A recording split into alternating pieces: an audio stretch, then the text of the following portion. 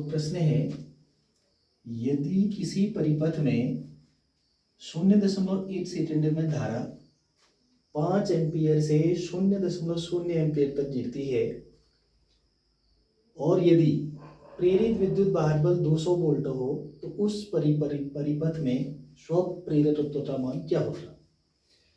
अब प्रश्न में जैसा दिया हुआ है बड़ी आसानी से समझ में आ रहा है कि परिपथ में समय दिए है इसने हमें, यह दिया हुआ है समय हम जिसको बोलेंगे डेल्टा टी, dt भी बोल सकते हैं।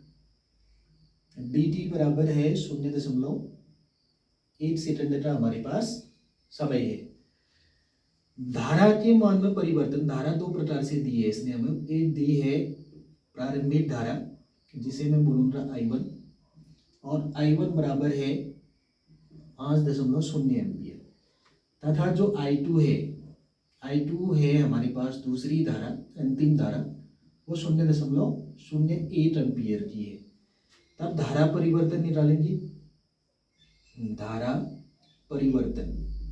धारा परिवर्तन को बोलेंगे हम DI, और DI बराबर दिया है हमारा I2 माइनस का I1।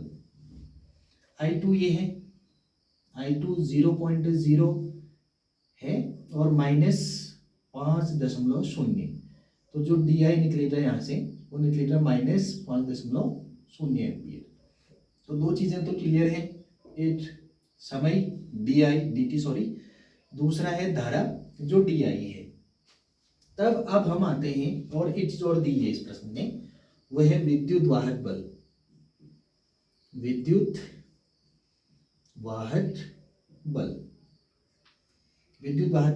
जिसको हम E बोलते हैं, और E बराबर है 200 वोल्ट। E बराबर 200 वोल्ट है। ये समय है dt, धारा के मान में परिवर्तन 5.0 एम्पियर से 0.1 एम्पियर का है। तो जो धारा के मान में एक्चुअल परिवर्तन हुआ है DI, वो माइनस 5.0 एम्पियर है। अब हम आते हैं अपने सूत्र में, स्व प्रेरकत्व का फॉर्मूला है, उसको L से दिखाते हैं, और L बराबर है माइनस का E upon DI upon dt, minus E upon DI बटा dt।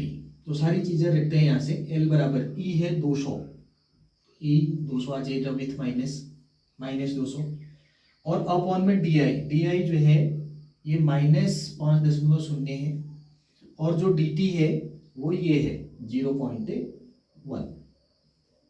इस माइनस को हम चाहे तो कैंसिल कर सकते हैं, माइनस से माइनस हटा।